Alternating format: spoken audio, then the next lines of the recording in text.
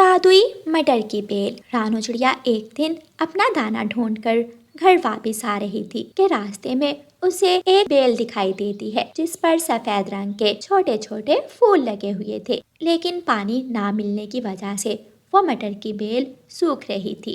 मैं घर से बाल्टी लाकर इस मटर की बेल को पानी देती हूँ और फिर मैं इस मटर की बेल से मटर तोड़कर खाया करूँ। ऐसे सोचकर रानू चिड़िया अपने घर जाती है। रानू चिड़िया अपने बच्चों को दाना देती है और बाल्टी लेकर नदी पर चली जाती है।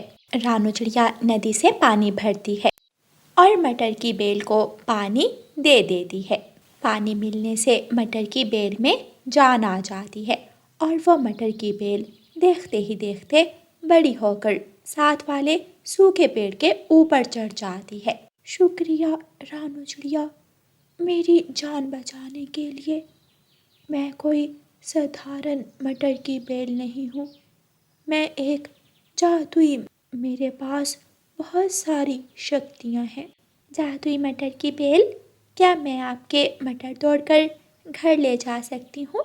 चिड़िया रानी, मेरे मटर बहुत स्वादिष्ट हैं, आप मेरे मटर तोड़कर ले जाएं, खुद भी खाएं और दूसरों को भी दें।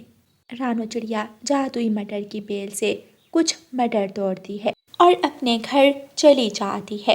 रानू चिड़िया के बच्चे मटर खाकर बहुत खुश होते हैं। रानू चिड़िया के पड़ोस में काले कौवे रहते थे। काले कौवे बहुत बुरे कौवे थे, वो हमेशा चोरियां करते थे। रात को काले कौवे रानू चिड़िया के घर आते हैं। कौवे चिड़िया की अलमारी खोलकर अलमारी से सारे पैसे निकाल कर ले जाते हैं। सुबह हो जाती है। रानू चिड़िया अपनी अलमारी खुली देखकर जल्दी से अपने बच्चों को आवाज देती है, गुड़िया और कुकू जल्दी उठो, हम लुट गए, कोई चोर हमें लूट कर ले गया। बच्चे उठकर रोने लग जाते हैं। मम्मा, अब हम क्या करेंगे? मम्मा, वो चोर पकड़े जाएंगे? पता नहीं बेटा, कहाँ पकड़े जाएंगे, हमने कौन सा किसी को देखा है।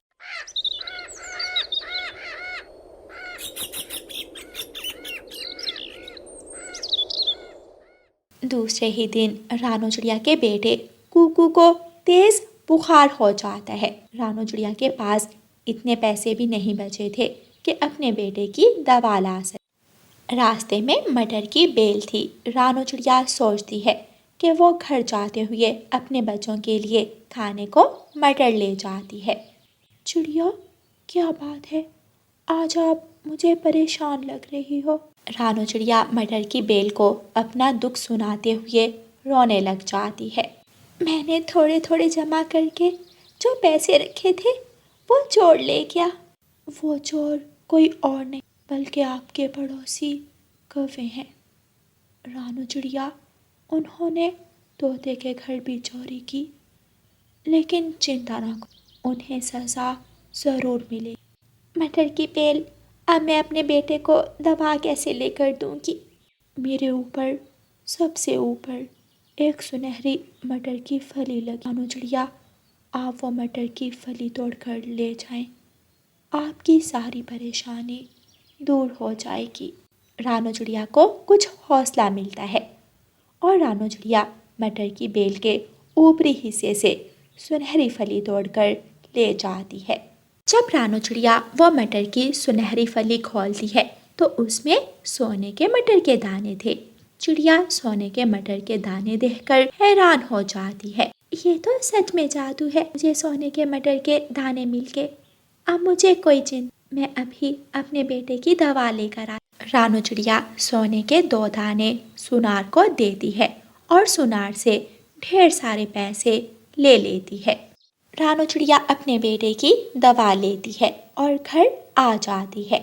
मेरे बच्चों, मुझे पता चल गया है कि हमारे घर चोरी किसने की। मम्मा, कौन है वो गंदा चोर?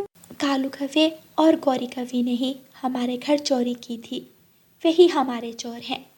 लेकिन मेरी दोस्त मटर की बेल उन कौवों को सजा देगी।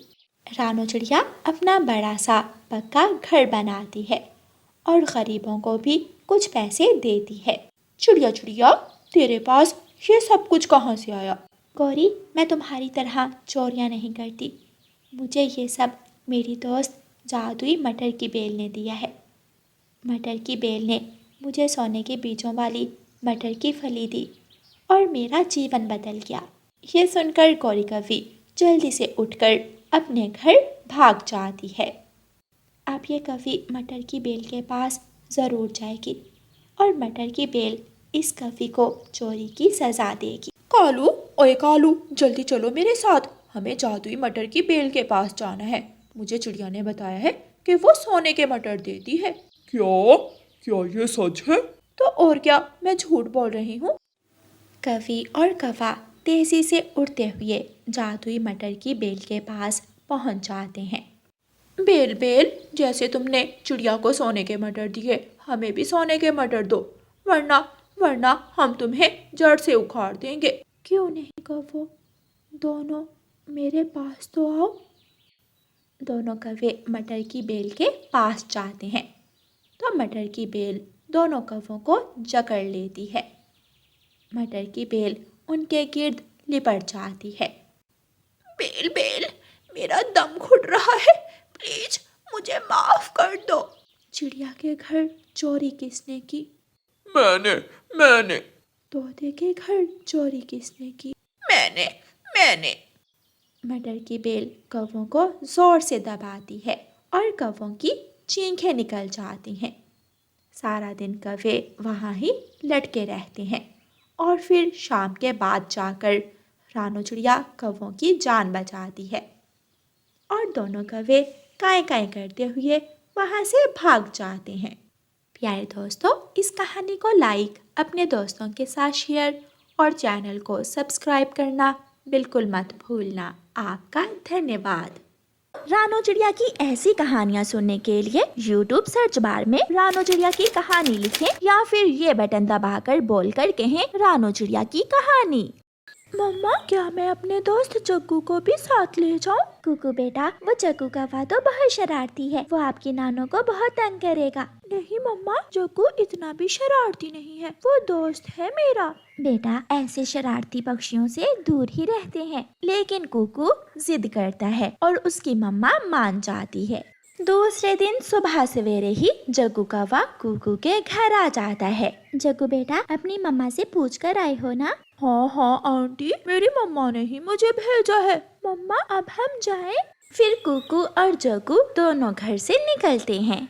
रास्ते में जाकर जग्गू कौवा कुकू से कहता है, कुकू, मुझे भूख लगी है। यार जग्गू, नानो ने हमारे लिए खाना बनाकर रखा हुआ होगा, हम मेरी नानो के पास जाकर खाना खाएंगे। नहीं, मुझे भूख लगी है, मुझसे और उड़ा नहीं जा रहा। ठीक है, ये मिठाई मम्मा ने नानो के लिए भेजी थी, तुम इस मिठाई में से थोड़ी खा लो। कुकू मिठाई का डिब्बा खोलकर जग्गू को थोड़ी सी मिठाई दे देता है। जग्गू वो मिठाई खा लेता है। कुकू, ये मिठाई तो बहुत स्वादिष्ट है, अब जल्दी करो, हमें शाम होने से पहले पहले नानो के पास पहुंचना है। वो फिर से उड़ते हैं। रास्ते में एक जगह पर मेला लगा हुआ था।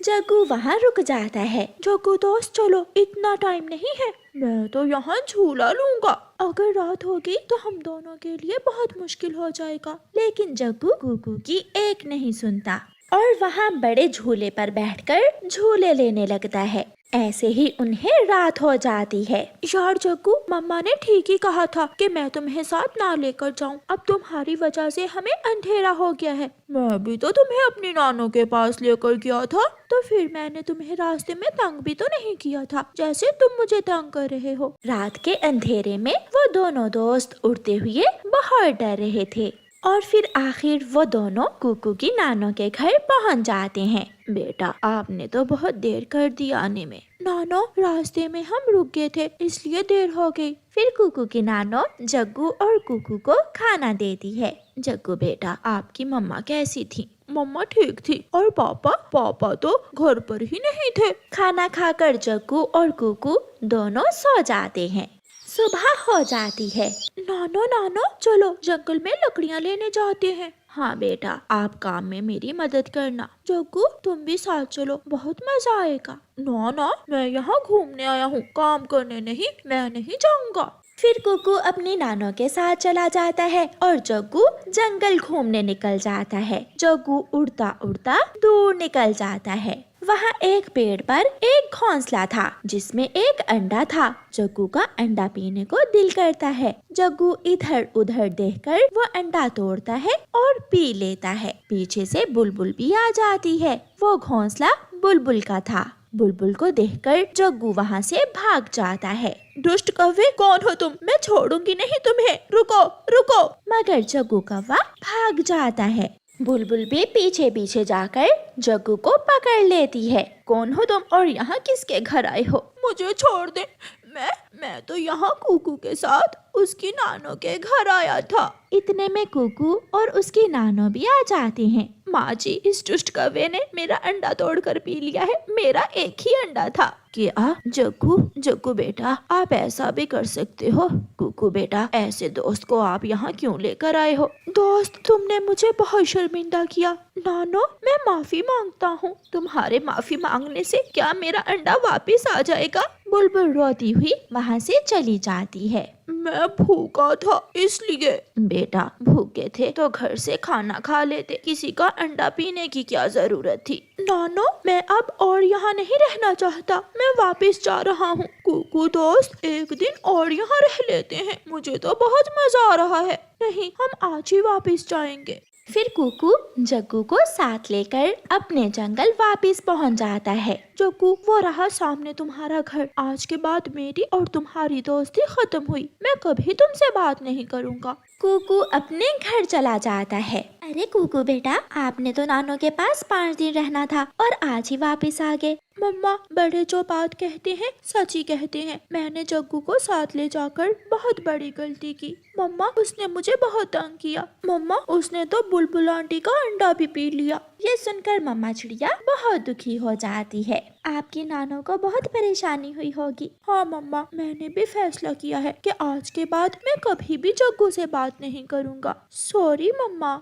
हाँ बेटा, इसीलिए तो कहते हैं कि हमेशा बड़ों की बात मानो। रानो चिड़िया और मिठू तोते ने अपने खेत में केले के पौधों की खेती की हुई थी। चिड़िया और तोते के केले के पौधे बड़े हो गए थे और अब उन पर केले भी लगे हुए थे। मिठू, अब हमारी केले की खेती तैयार हो गई है। अब कुछ ही दिनों में हम अपने केले मंडी में बेच देंगे। चिड़िया, इन दिनों ख्याल रखना होगा। सुना है जंगल में कुछ चोर पक्षी केले चोरी कर लेते हैं। सारा दिन अपने पौधों को पानी देने के बाद तोता और चिड़िया अपने अपने घर चले जाते हैं। चिड़िया और मिठू तोते के जाने के बाद ही चोर कौवे भी वहाँ आ जाते हैं। वाह रे मेरी किस्मत!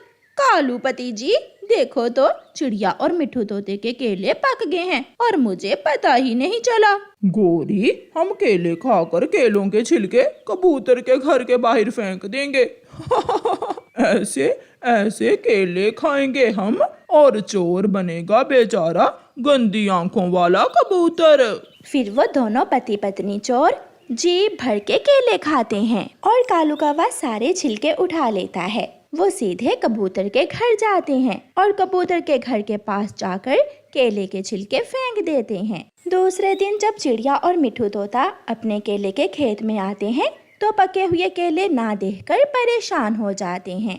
हमारी मेहनत से तैयार फसल कोई चोर चुरा कर ले गया। मैं छोड़ूंगा नहीं उसे। जो भी होगा मैं उसे जरूर पकड़ूंगा। चिड़िया और तोता दोनों कौवों के पास जाते हैं। कौवे कौवे, हमारे केले के पौधों से किसी चोर ने केले तोड़ लिए हैं। क्या ये काम तुम्हारा है? चिड़िया, ना, हम दोनों ने तो कई महीनों से चोरियां करना छोड़ दी हैं। तुम ऐसा करो, सब पक्षियों के घर जाकर देखो। जिसने केले खाए होंगे उसने घर के बाहर ही केले के छिलके फेंके होंगे।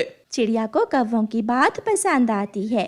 दोनों चिड़िया और मिठू तोता बुलबुल के घर जाते हैं मगर वहाँ केले के छिलके नहीं थे। फिर वो दोनों कबूतर के घर जाते हैं। मिल गया, हमें चोर मिल गया। कबूतर ने ही हमारे केले चुरा कर खाए हैं। कबूतर भी दाना लेकर वहाँ आ जाता है। कबूतर भैया, अब आप भी कौवों की तरह चोरियां करने लगे हैं? अगर केले खाने को ज्यादा ही दिल कर रहा था तो मांग लेते। चोरी करने की क्या जरूरत थी? नहीं चिड़िया और मिठू, मैं चोर नहीं हूँ। मैंने आपके खेत से केले नहीं चुराए। तो फिर ये केले के छिलके कहाँ से आए? आज के बाद अगर तुम दोबारा हमें हमारे केले के खेत में नजर आए तो जान से मार दूंगा मैं तुम्हें। ये जरूर किसी की शरारत है। चिड़िया और तोता कबूतर से गुस्सा होकर वहाँ से चले जाते हैं। अब मुझे खुद को सच्चा साबित करने के लिए असल चोर को पकड़ना होगा। जब तक असल चोर ना पकड़ा गया, चिड़िया और तोता मुझे ही चोर समझेंगे। कालू जी, चिड़िया और मिट्ठू तोते ने कबूतर को चोर बना दिया। मीठे मीठे केले खाए हमने और चोर बना कबूतर। आज हम फिर से केले खाएंगे और चोर बनाएंगे मोटी बुलबुल को। फिर वो दोनों अपने घर से निकलते हैं। चिड़िया और मिट्ठू तोता अपने पौधों को पानी दे रहे थे। चिड़िया, अब दोपहर हो गई है, हम घर में थोड़ा आराम करने के बाद शाम को आएंगे और पके हुए सारे केले काट लेंगे। मिट्ठू भैया, मैं खाना खाकर वापस आ जाऊंगी। चिड़िया और तोता फिर से घर चले जाते हैं। मगर आज कबूतर चिड़िया के एक बड़े केले के पेड़ के पीछे छुप कर बैठा हुआ था। उसे खुद को सच्चा साबित जो करना था। इधर उधर देखकर कौवी और कौवा चिड़िया के केले के खेत में आ जाते हैं। 1 2 3 काम शुरू करो। गोरी, खाओ केले। वो दोनों केले के पेड़ से केले तोड़ तोड़ कर खाने लगते हैं। पीछे से कबूतर भी आ जाता है। जिसने खाए केले वही बनेगा चोर। कौवो, तुम पकड़े गए हो। चिड़िया और मिट्ठू तोता भी आ जाते हैं। चिड़िया और मिट्ठू, ये रहे तुम्हारे असल चोर। इन्हें पकड़ो, मैं चोर नहीं हूँ। कबूतर, हमने तो आज पहली बार केले खाए हैं। गौरी की बच्ची, केले खुद खाकर हमें कबूतर से लड़ा रही थी तुम। तुम्हें तो हम छोड़ेंगे नहीं। मारो मारो इन्हें। ऐसे चिड़िया और मिट्ठू डंडा लेकर कौवों के पीछे पीछे और कौवे आगे आगे ऐसे केला चोर पकड़े जाते हैं।